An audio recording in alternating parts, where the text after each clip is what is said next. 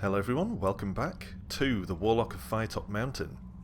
Last time we were here we had some adventures with dead bodies which were sitting in this room just to our south here. Piles of bodies, and while trying to loot anything of interest from them we ended up getting into a fight. That, as far as I remember, was the last thing that happened in the previous episode, and then we had a sit down on this little wooden stump bench right next to us here. And now we're ready to press on further and see what Alexandra of Blacksand finds in the depths of the dungeon beneath Firetop Mountain. Of course, our actual mission is to find the Eye of the Cyclops, which we have done, and then deliver it to Zagor, which we have not done. And we had a brief encounter with a representation of the Warlock in the form of a painting in some kind of weird gallery in the middle of the dungeon. And he didn't seem very pleased to see us, but we actually didn't tell him that we were coming to deliver his parcel. So there's no reason that he'd be particularly welcoming. I mean, I'm like that with unexpected guests. You know, tell me that you're bringing me something I've ordered, and I'll be fine. But if you just turn up at my door, I'm going to be a bit prickly. So I can't blame him for that, really. Having said that, I'm not an evil warlock, so there is that. Anyway, we've just sat down on a bench to have a rest, our aching muscles ease, and our tiredness wanes. Let's get going. So there's our 5 stamina back from our little rest, and then we have no other option but to follow these stairs. And this looks ominous. It's a dead-end room with this thing in it. Stepping into a tall pillared room, you are stunned by its centerpiece. In the middle of the room stands a large, intricate glass globe. Inside the globe appears to be a complex maze, constantly twisting and rotating. As you look closer, there seem to be tiny figures inside the maze. What's the betting that this is a real maze? And we're going to end up in it, I expect. That is very impressive. The intricate details are mind-blowing. The maze seems to get larger before your eyes, and an intense light suddenly begins to shine. Before you know what is happening, the dazzling light has completely overwhelmed you. You feel dizzy and collapse to the floor. And do we wake up in the maze? I bet we do. The bright light that surrounds you fades, and you appear in a square-shaped room paved with strange purple flagstones. You feel lightheaded and highly disorientated. Bizarre crystalline structures surround you, and you have a distinct feeling that you're now somehow within the globe you encountered. Called it.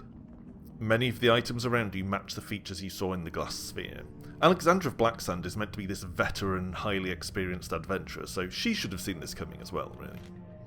Shaking off your disorientation, you decide to take a look around. So we have to examine the room. What do we see? There's an archway on your left, and beyond it you can see some steps leading upwards. There is also a crystal plinth situated next to the archway that looks interesting. The only other exit from the room seems to be a large archway facing you. So it's all archways here. We could look at the plinth. I mean, it doesn't say anything about the plinth other than it's crystal, and it looks interesting. I feel like it would be reckless not to investigate it. I mean, maybe it would be reckless to investigate it, considering the danger presented by basically everything in this dungeon. But, I mean, this is clearly something, surely. So let's have a look. The small crystal plinth is about the size of a dwarf. That's an odd point of comparison. This is the size of a person, and it sparkles with an ethereal quality. It looks as though the plinth holds 3 crystal rods inserted into circular slots. One of these slots already has a rod sitting proud from it. So we could try to yank the rod out.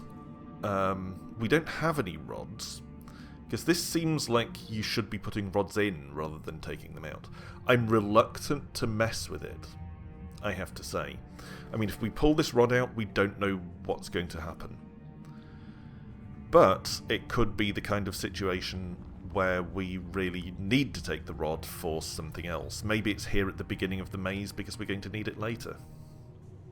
So, the eternal dilemma with Firetop Mountain. Do we take it and hope for the best, or do we play it safe? I think we're an adventurer, we should probably take it. The rod is icy cold to touch, and your hands slide across its surface. There is no way you can get a grip to apply your strength. Maybe you need to find the other 2 rods. Yeah, so we probably do need to insert rods then. So, presumably we need to keep our eyes peeled for further crystal rods as we wander around here. Now the question is, do we want to go through this archway or up the stairs to another archway? I mean, it's a crapshoot, it's a toss of a coin, so let's go up the stairs. As you step through the archway to climb the stairs, you feel a searing pain in your mind. What does pain in the mind feel like? Oh, it's about to tell us. It feels like someone has stabbed a red-hot poker into your skull. It's not a red-hot crystal rod, is it? That'd be convenient. I mean, maybe not convenient in our skull, but still. Convenient turning up. You stagger backwards, clutching your head. -3 stamina. We've just lost 3 stamina just for walking up the stairs. How very Fighting Fantasy. Not Final Fantasy so much. Incidentally, I read the other day that the Fighting Fantasy name was kind of an issue. That the Final Fantasy JRPG series was originally going to be called Fighting Fantasy, but then, because of this series of gamebooks, they couldn't have that title. Trivia. You know better than to attempt that again. The only exit out of this room seems to be through the archway. So that was nothing but a beginner's trap. Don't like that.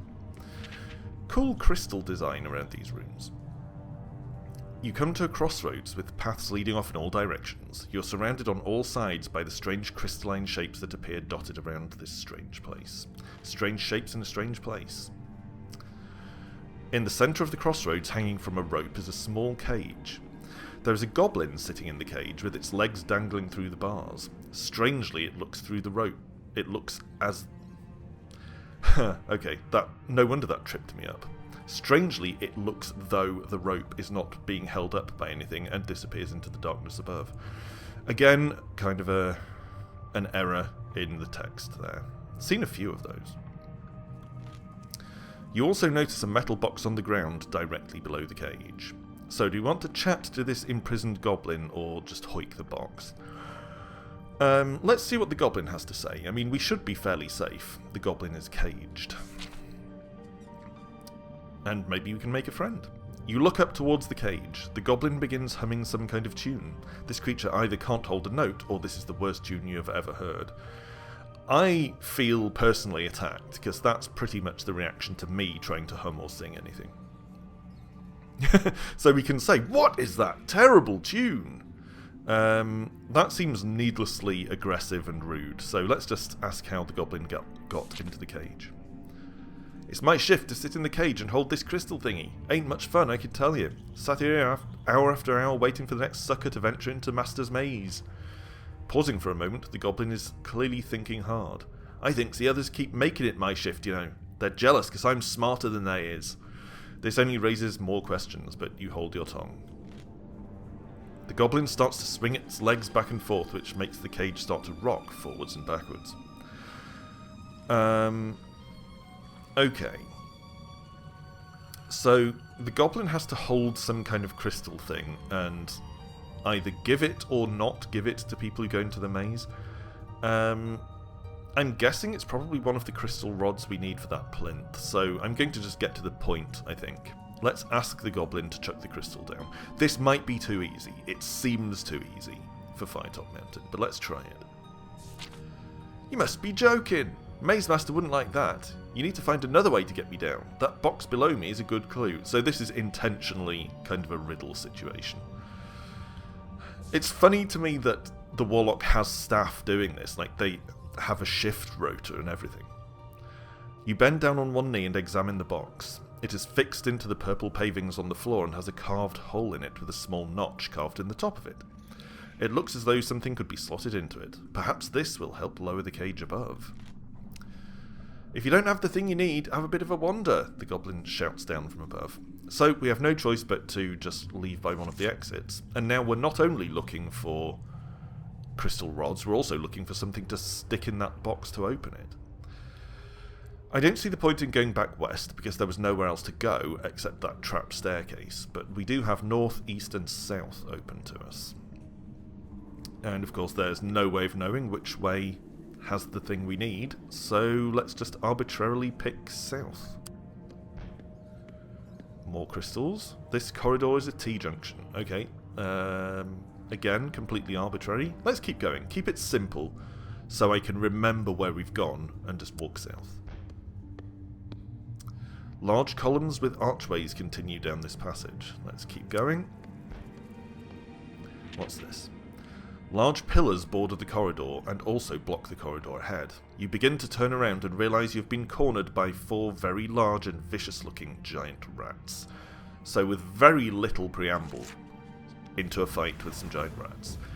I'm a bit concerned about there being 4, because large numbers of enemies have traditionally been a problem for us. I didn't notice any of them wobbling. I was trying to keep my eyes peeled. These 2 turned round, but I didn't notice them wobbling. Now the mercy with this fight is that the rats only have skill 5, stamina 4, which is pretty low, but it does still mean that they'll all take 2 hits apiece to kill. So, if none of them are attacking us this time, do we want to distance attack this one? Or do we want to normal attack this one? See, we could quick jab it for an extra point of stamina, but if we're hitting it for 3, we might as well just hit it for 2, because it's still going to take us 2 successful hits to kill. So, I don't know. I feel like just attack this one that's closest. We could attack this one as well, of course, but let's try this one. Of course, it could be moving. I think if they're not attacking, then they're moving, right? So, there's only one way it can move to. So let's attack here. Oh, we could piercing strike through both. Just in case that one at the back doesn't move. That could be worth a go. Ooh! Wow, okay, so some of them did attack. I completely misread that. And the one that I thought was going to move was not moving after all. Let's get away down here. Okay. And we could quick jab there, but if it comes towards us, we'll miss, I think. No, quick jab happens first before anything else happens, right? So let's quick jab it, see if we can finish it off. Success. Okay. I haven't noticed any of the rats wobbling, which confuses me. They keep rotating, but they don't do that sort of wobble that enemies usually do when they're going to attack me. Well, let's just take a swing at this rat here. See what happens. Yeah, okay. So a couple of them did attack, even though they didn't wobble. So I don't know if the game is treating this rotation as the pre-attack wobble or not. It's kind of strange. So this one to our east here was the one that rotated, so presumably that's going to attack while the others move. So let's bash this one and see if we can get another clash, because we will probably win it if so. Okay. And I think it's attacking again. Let's try. No. Okay, so there appears to be no indication with these rats whether they're going to attack or not. That concerns me a bit. I'm going to back away in case both of these two come at me. Yeah, alright. Let's throw a swing at this. We should hopefully win the clash, unless we roll garbage. And we did roll garbage. Fantastic. Now, it seems like the rats mostly alternate attack, move, broadly speaking. So I imagine the one that just attacked us is going to move away, and this one that's sort of to our left here is probably going to attack. So let's take a swing at that one. Or not. I'm really struggling to identify the pattern here, because they're not following that usual wobbling effect. Let's just piercing strike straight ahead, and see if we can hit one or both of these. Wow, the one place that didn't help us. Yeah, I mean, fighting is a tricky and dangerous enough business in this game anyway, when you can tell who's going to attack. But the fact that you can't with these rats is a major problem. Because it also means that you can't anticipate their move and hit where you think they're going to go to, because you don't know if they're going to move. I'm going to guess that this one to our right is going to attack again. Yeah, hopefully we'll actually win the clash this time. Just about. Take a swing at this one. No. Alright, I imagine it's probably going to attack us. Can we get another? No, we can't get another piercing strike out. It's still on cooldown, so we'll just attack the one straight ahead. No. That's moving repeatedly. Stay still. Okay. So that one was actually attack, move, move, rather than attack, move, attack. So I'm not entirely clear on what's going on with all of these. But since they seem to attack and then move, let's attack here. Yeah, okay. And then it's going to move back. Okay. At least they're not very bright, so there's that. I don't know if this remaining rat is going to sidestep back into our line of attack here, but let's try it. No. Okay, let's move forward so we're in better range, and then throw out an attack. Oh, you little git. And again. Yes, yes. Success. Okay, one more hit and we can finish this thing off. Come on. Ah, stop it. I will be glad when this rat business is done, because they're really annoying to fight. Okay, we took more hits than we really should have, but at least they're done. You've defeated the giant rats. With the rats defeated and no way to progress, the only option is to go back west. So this whole thing was just a pointless dead end anyway. So we'll head back to the north, and let's pick the east turning here. It wouldn't surprise me if this whole place is just full of dead ends. I mean, it's meant to be a maze, right? The corridor feels quite claustrophobic. Go east. T-junction again. Let's go back south. Another dead end. You see a cluster of crystalline objects ahead and realise you've hit a dead end. At least we didn't have to battle through a fight this time. But yeah, I'm not a huge fan of mazes. I'm not going to talk through every single directional decision here necessarily, because there's really very little logic to which options I'm picking. But yeah, I'm generally not a big fan of mazes in games because they're very rarely actually fun to play. You follow the purple flagstones until they hit a brick wall and disappear underneath. Your only option is to go back west. Okay. I've played very few games that incorporate mazes or maze-like dungeons where those have actually been enjoyable to play through. It's typically either annoying or kind of a slog. So hopefully this doesn't drag on too long. The pathway enters a small room and continues at the far side through a large archway. You're not going to mention the huge sort of towering sculptures of severed hands all over the place. As you begin to walk into the room, the ground beneath your feet begins to shake. From either side of you, 4 large, ghostly white hands loom out of the darkness. Oh, they're meant to be ghostly white hands. They look like huge stone carved hands. You're in danger of being trapped by ghostly hands. So you can plunge straight into a fight or run. Well, we've already encountered a wight in our previous adventure, which couldn't be hurt with normal weapons, and I wouldn't be surprised if that's the case with ghosts as well, so let's leg it. As you run through the gap between the rapidly encroaching hands, you can feel their impending icy coldness. Just as it appears they're about to grab you, they stop. As you stand there in shock, they suddenly fade away into small wisps of white smoke. Why did you stop running to gape at them when they did that? From somewhere in the distance you hear a laugh which echoes around you. Someone is enjoying your discomfort. So, someone is watching us. Might be the Warlock. It might just be this Maze Master who someone mentioned. So we can go back south, or we can head north. Let's go north. No point backtracking yet. So we'll head in here.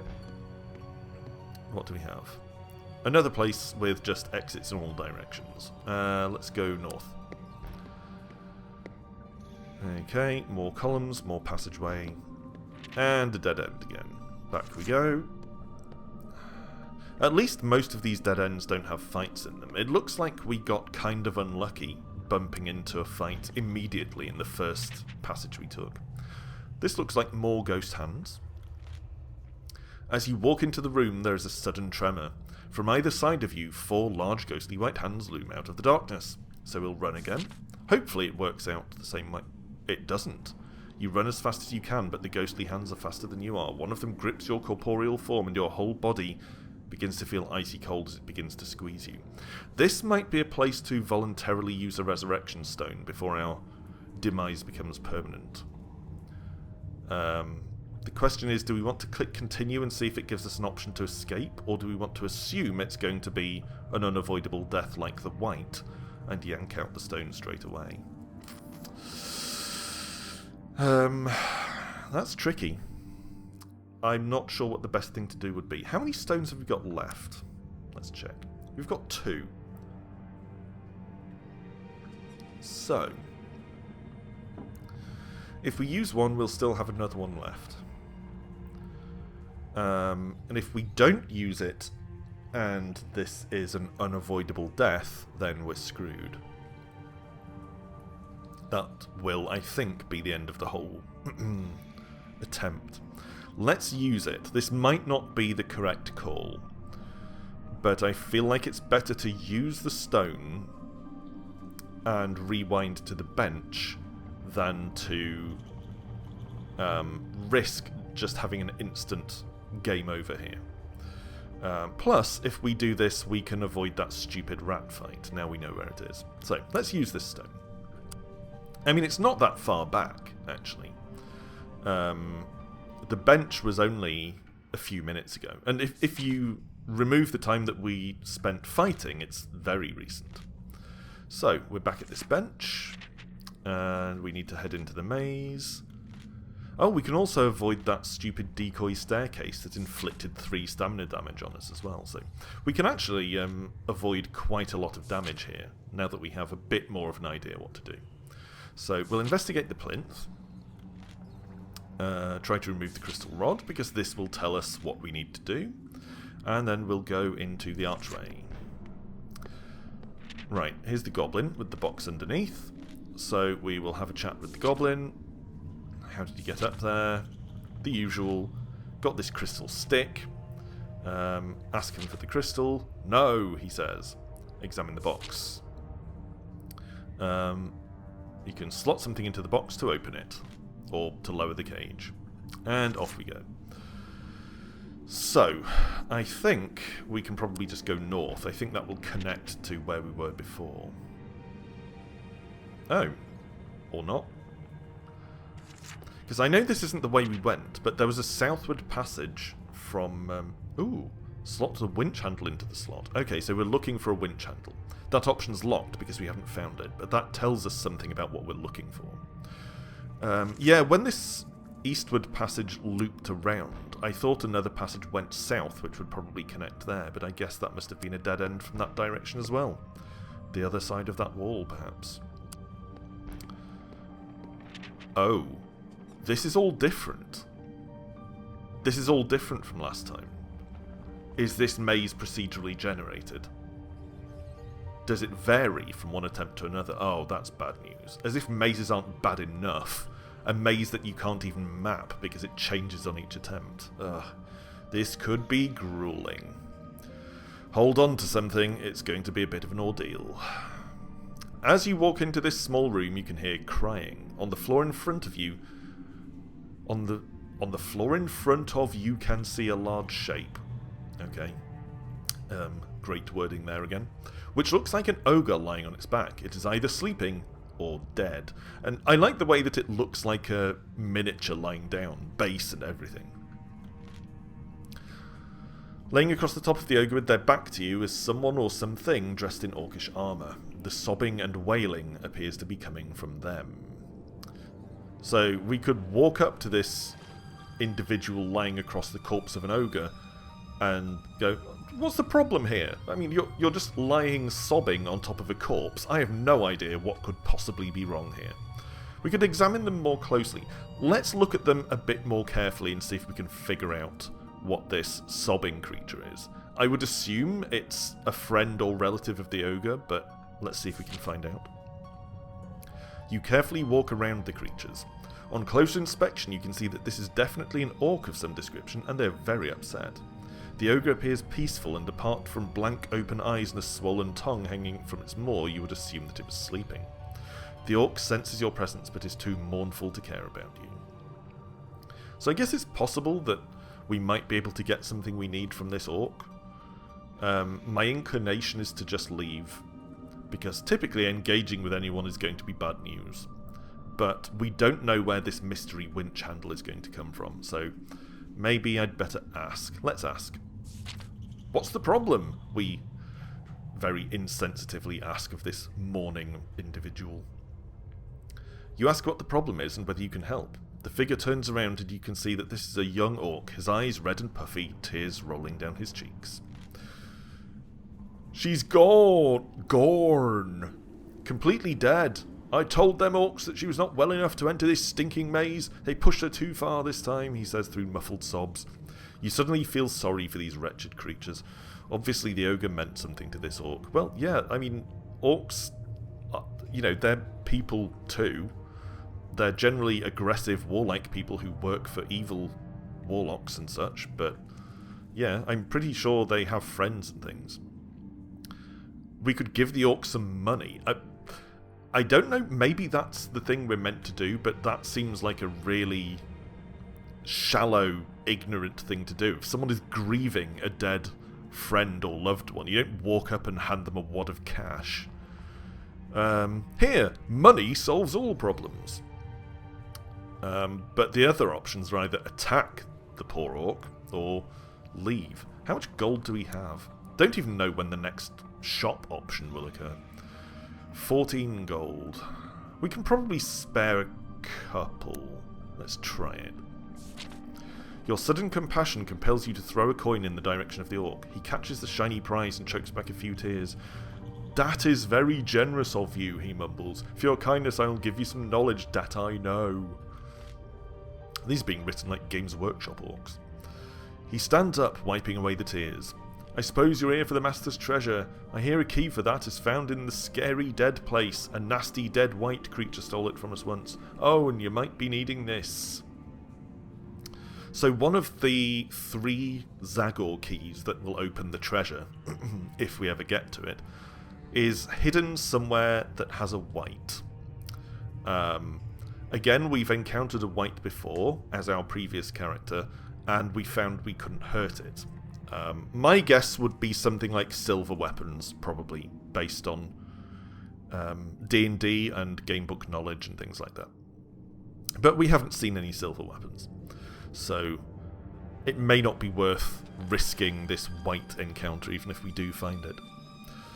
Anyway, the orc throws you a strange metal object. It looks like this is the handle that can be inserted into the box under the goblin cage. So this orc did indeed have the winch handle. I mean, what are the chances? So probably back west. Let's go back to the goblin.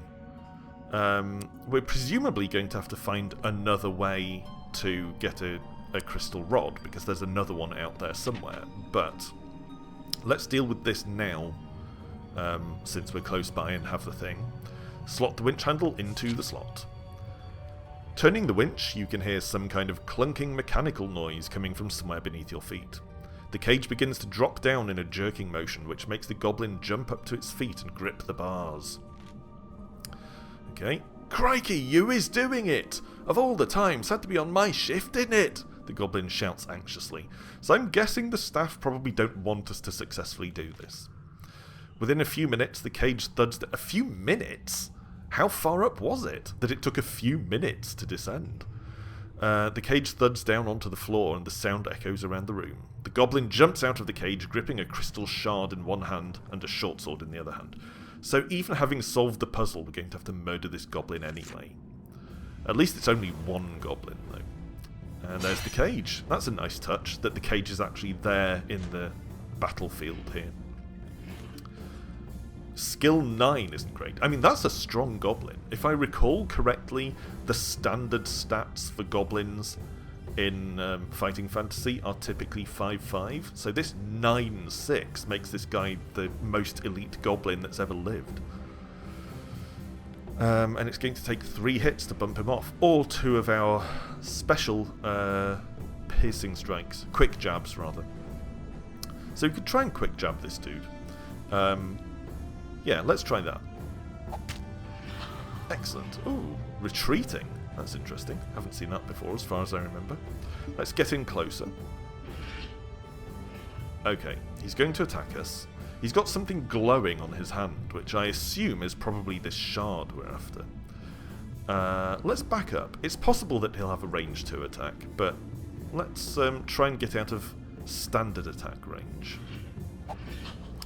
And if we can hit him with another piercing strike once our cooldown has passed, then we can just finish him off. Nice and easy. Hopefully never getting too close to him. So we'll sort of circle around this cage a bit. Looks like he's going to attack again. I wonder if we can destroy the cage. No? Sometimes you can destroy scenery, but apparently not this. Or the crystals. Okay, well the goblin's attacking. Let's keep backing up. Okay, so it seems like the goblin can do 2 things in a turn. He seems to be able to both attack and move at the same time. He's going to be attacking. Let's just pass our turn by attacking here. Okay, now he's in position. Let's hit him with another quick jab. I may have said piercing strike before. I meant quick jab. And I think the quick jab is the first thing that happens. I think that's why it's quick. It happens before any other actions. So we should be able to finish him off with this, hopefully. There we go. That one went well. So we can take a single opponent who never manages to get close to us. What a warrior we are. Anyway. Hopefully that means we've actually got the crystal thing now. You reach down and grab the crystal shard from the hand of the goblin. From hand of the goblin. It is smeared in green blood. The goblin's eyes slowly open. I did a good job, huh? Then it closes them for a final time and breathes its last. Well, not really, no. I mean, you failed to stop me taking it, which I think was your job. You check around the room, but there's nothing else of interest in or around the cage. With your prize, you decide to leave. Exits lead in all directions. Well, we could go through and put it in the plinth right now, but there's probably no need to do that. So let's go hunting for the other one. We could take a different route, I suppose. If it's... yeah, let's do that. If it's the layout is changing... What? Another goblin? I wasn't expecting that. I was going to say, if the layout has changed since the first attempt, then... this southern passage is no longer a dead end. You return back at the crossroads, which contains the goblin you fought earlier, the cage and the winch. You can hear the sound of chattering, and you suddenly notice another goblin trying to hide the body of its kin. So you could sneak up or just attack it. I guess sneak up? Don't necessarily want another fight. You attempt to sneak up on the goblin, but it already knows that you're approaching. It jumps up onto the body of its fallen comrade. Onto the body? Why? And throws a small knife towards you. It glances off an exposed part of your body, drawing blood. 5 stamina or something? 1. That's not too bad. You move in closer to attack this creature. So if we'd attacked it straight away, we probably wouldn't have taken that hit. Warmongering is the correct way to success here. Okay, so he's attacking straight off the bat. It's another skill 9 stamina 6. Why are these goblins so strong? Of course, it could attack any of the spaces that we can get to at the moment, but I'm going to assume it's going to attack straight at us and try and move out of the way. No, misjudged. It does 3 damage. Why does it do 3 damage? That's unhelpful. Let's just pass the turn. Yes, wanted to get it back into position for a quick jab. Here we go. Alright, so I feel like the plan is going to be the same as the last one. Try and keep our distance, and then hit it with quick jabs once the cooldown has passed. Because that seemed to work out pretty well with the other one. Okay, we've got a bit longer to wait yet. Okay. It's ready, let's do it. Okay. So we did take some stamina damage there. 1 from the knife and then 3 from a normal hit during the fight, which is obscene. But could have been worse. With the goblin defeated, you've done all you can here, so decide to leave. Okay, so let's go south this time. And we'll just head east. More ghost hands. Okay, well we know how this goes. But the question is it going to be like the first one, where we can just run through, or like the second one, where it's going to grab and kill us? Because the thing is, if the grab and kill thing is a guaranteed death, which is what it looked like to me, then that could be an ignominious end if we run away and it turns out to be that particular version of the outcome. But I'm still not convinced that we can actually hurt these things with our weapon. I suppose we'd better try, though. That's the option we haven't tried yet. You decide to stand your ground and take on these strange ethereal entities. Fight the ghostly hands. Well, the fact that it's letting us fight makes me think we can actually injure them after all. Again, 4 enemies is bad news. I do not like that at all. No idea what the range of the attacks is on these things, of course. Let's move and see what happens. Yeah, okay. So they all have a range 2 attack. I suspect this one that's closest to us is probably going to move in one of the 2 directions. The question is whether these hands are a moving forward type of enemy or a sidestepping type of enemy. I'm going to gamble on moving forward, so let's attack here. Oh, I really thought that one was going to move. Wow. I'm not great at spotting when things are going to attack versus move. Let's attack here. There we go. So that was a successful gamble. Okay, I think they're all attacking this time, so let's back up. Yeah, okay. Maybe we can finish it off this time? Yeah. Okay.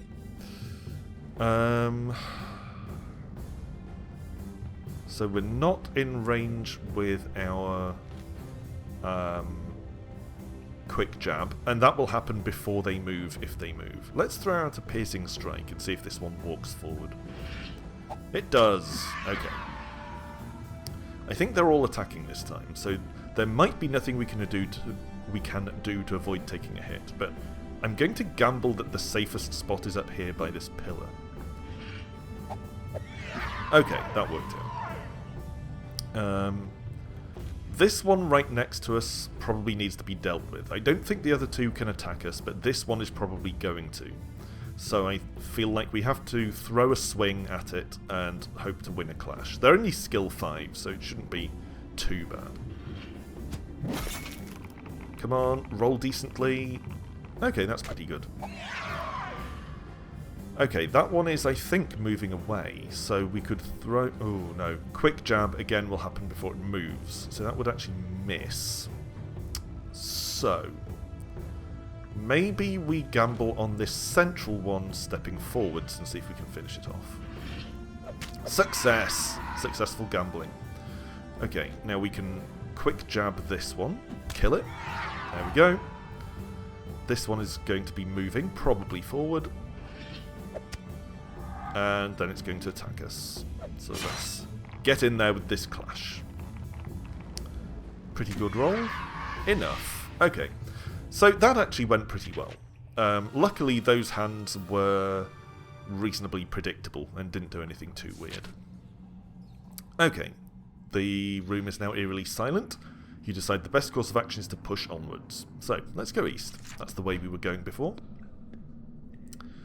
Archways continue. Keep going. And it turns. Let's go. I guess west is probably going to be a dead end, but I mean, we have no idea where the other shard is going to be. So let's check it out just in case. Oh, it goes up there. Well, no need to go in there again. So we'll head this way, keep going north. And then we'll turn off east. So it's actually just back here again anyway. There was no need for us to go back to the goblin room again at all. More ghost hands.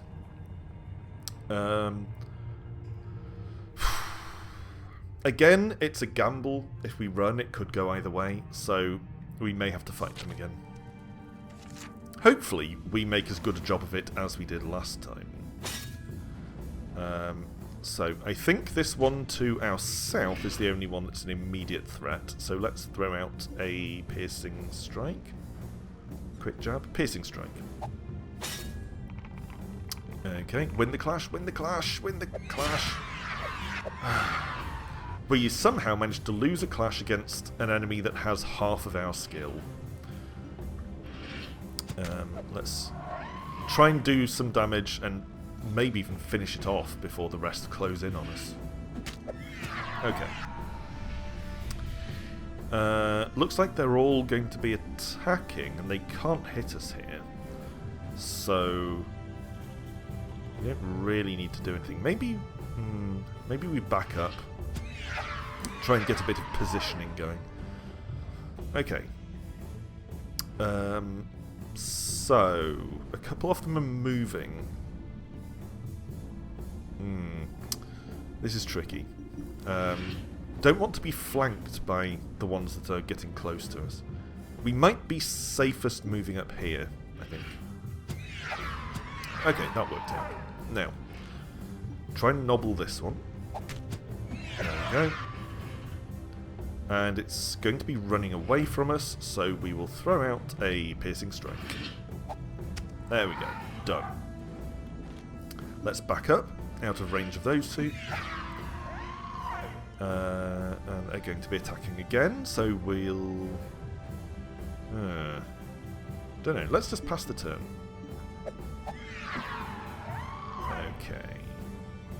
And I think they're probably both moving in. So if we attack one of them, the other one will be on us anyway. But we can probably move aside when that happens. So let's attack here. And then back up.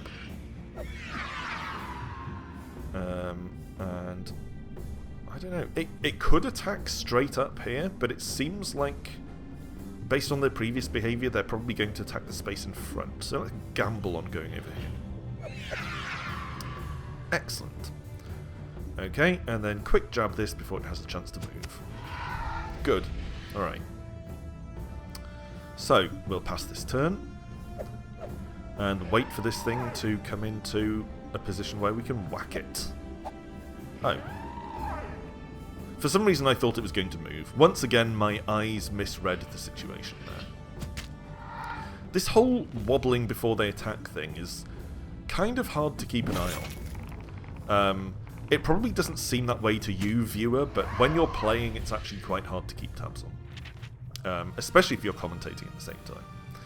Anyway, we defeated the Ghostly Hands again. We're down to 10 stamina, which isn't fantastic, but could certainly be a lot worse. And I feel like we pretty much know more or less how to deal with the Ghost Hands at this point. Another giant rat fight. Okay. The giant rats, of course, are more of a problem. They gave us some serious trouble before, so I'm not looking forward to this at all. We're probably going to take at least one hit here, I think. If we attack one of these two, the other one will hit us. Maybe we move aside and hope that it doesn't attack this space. Yeah, that actually worked out, surprisingly. Okay, let's piercing strike through here. Try to land a hit on one or both of these. Oh, they both sidestepped. They're so sneaky. We might have to resign ourselves to taking a hit from... Well, the thing is, if we attack one of these, then 2 others will hit us. This could go very wrong very quickly. Whereas if we back up, there's a chance that we'll take no hits, and hopefully, at worst, we'll only take 1. Ha! We blocked that rat. Let's back up again. Oh, that rat successfully preempted our movement. I think it's probably going to sidestep in here. Ah, I was right, but they actually blocked each other. Like complete fools. I don't know why I find it so much harder to hit the rats than anything else, but for some reason I do. There we go. Actually managed to hit that one for once. And let's try and finish it off. We'll probably take it... I was going to say, we'll probably take a hit from the other one, but I hoped we might finish this one at least. Let's win the clash, hopefully. Fingers crossed. Yes! Okay. We're not in great shape, though. We're down to 6 stamina. Hopefully we can survive the fight. We can at least scarf down some provisions if it comes to that. Let's throw a piercing strike over here. Ugh! I forgot they're sidestepping enemies, aren't they? Okay. I mean, I'm basically, because the rats are so difficult to judge, because they don't seem to have the usual signifiers, I'm basically just assailing them almost at random here. Okay. Are you coming back down? Yes. Okay. At least they're done, so there's that. Let's move up here. Don't like being hemmed in there. Hopefully win the clash, unless we roll garbage again. Success! And it might be about to move away, but let's try. Yeah. And then it'll probably come back. Okay. So, let's just pass this turn and let the rat move out of that corner. In fact, we could throw a piercing strike here in anticipation of it moving. Okay, good. And now the quick jab should hit it before it gets a chance to do anything else. Yeah. Alright, so we're down to 6 stamina, which is bad, but we're still standing. Annoyingly, it's a dead end, so once again, that rat combat was a complete waste of time and stamina.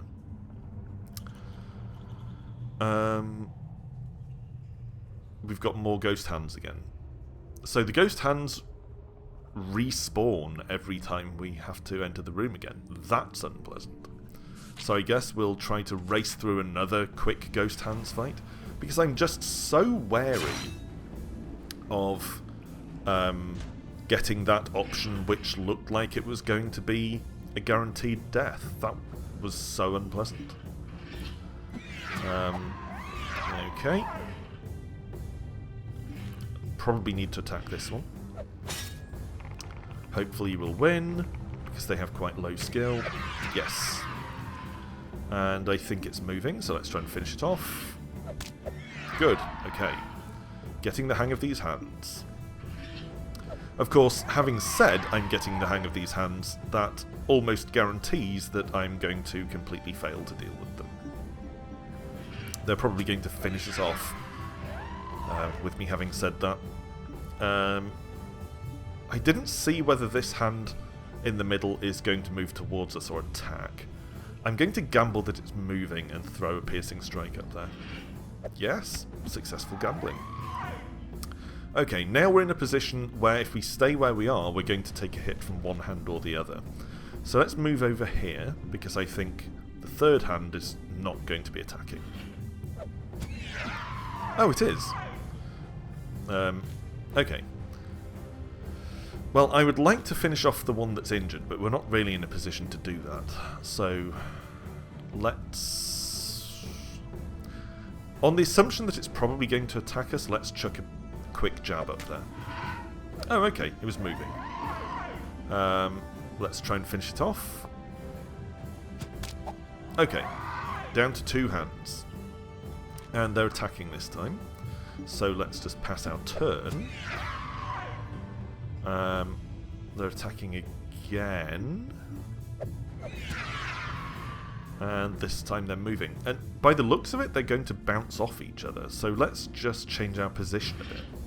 Oh wow, they're actually not. I thought they were both going to move into that space, but apparently these animated severed hands are actually more intelligent than the rats are. Let's try and hit them both with the piercing strike here. Okay, win the clash, win the clash, win the clash. Yes, okay. So he killed one, injured the other, and we can quick jab it. Done. Job done. Didn't take any hits against those ghostly hands. Okay, well, north is the only way we have left to go. And what now? I mean, where else is there to go at this point? So, south, that just loops round. And then this way just goes back to the entrance. I actually don't see any other passages to follow at this point.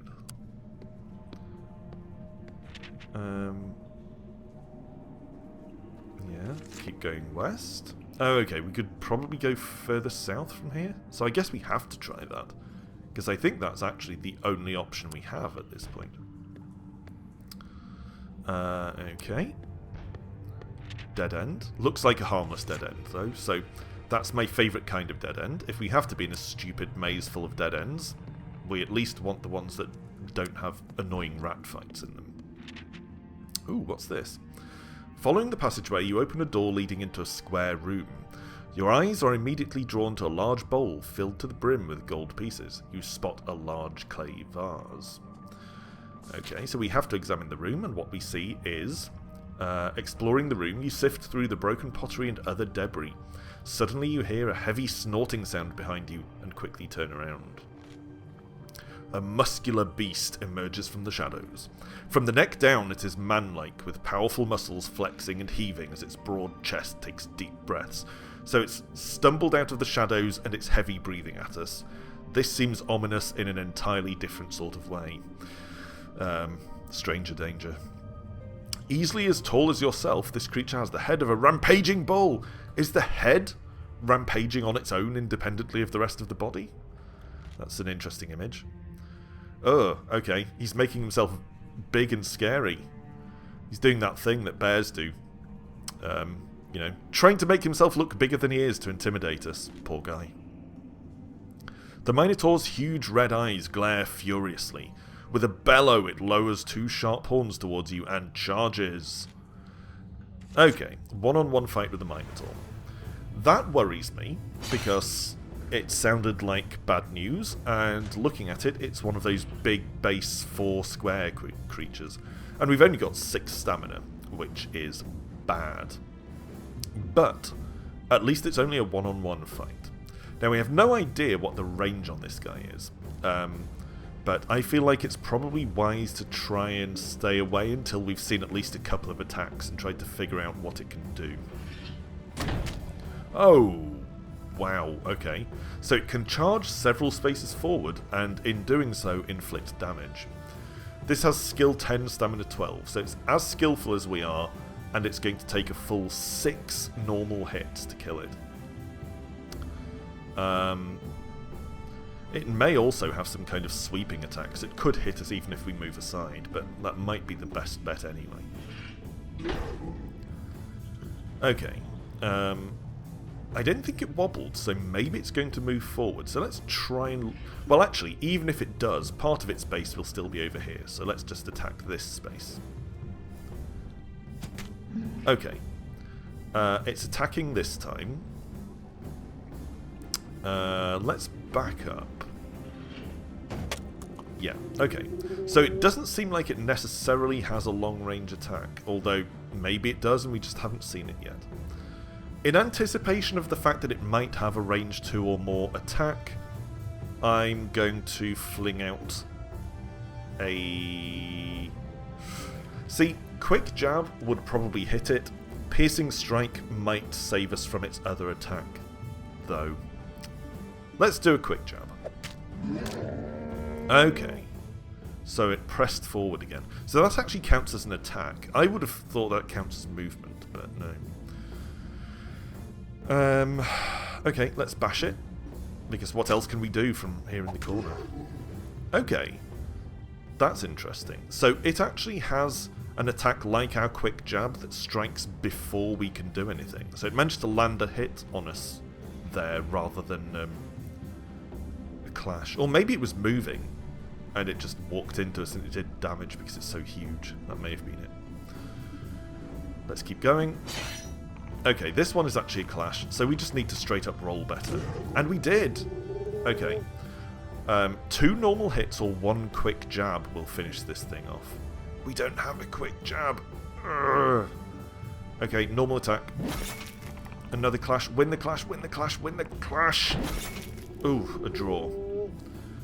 Okay, here's the thing though. It could move into us. It could just walk forwards and that would be enough to kill us off, and I don't think there's anything we can do about it. Unless we can quick jab. Quick jab's still on cooldown. Because if we had quick jab, we could land a hit before it moves, and that might be enough to win. Would be enough to win. But if we can't kill it before it gets to us, if it just walks into us, we're dead.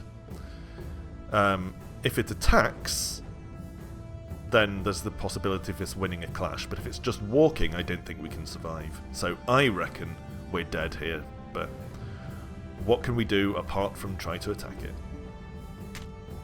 Yeah, that's that. And frustratingly, that means that we... Oh. I was going to say, frustratingly, that means that we have to go back to the resurrection bench. But it seems like that's the end. Right? Oh no, here we go. Would you like to use a resurrection stone? Now, frustratingly, that means we have to go back to the bench. Frustrating because that means we lose all of the progress that we've made.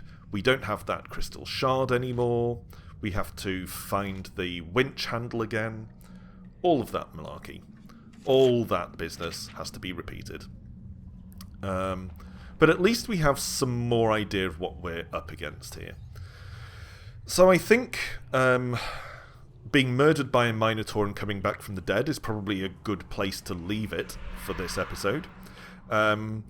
It feels slightly silly because we're actually in pretty much exactly the same position we were in at the start of the episode. But we have at least learned a lot more about what lies ahead of us and a lot more about what we need to do. Plus we know more about how to fight the Minotaur when/if we get to that again. And we know that the ghostly hands are actually not too dangerous, providing you pay attention. So, although it feels like this was a slightly futile episode, we actually gained a lot of information, so it wasn't time wasted. So, on that note, we will call it a day for now. We will return to Alexandra of Blacksand again the next time, see if we can actually get through the maze in the next episode. Thanks for watching, as always, and until next time, bye for now.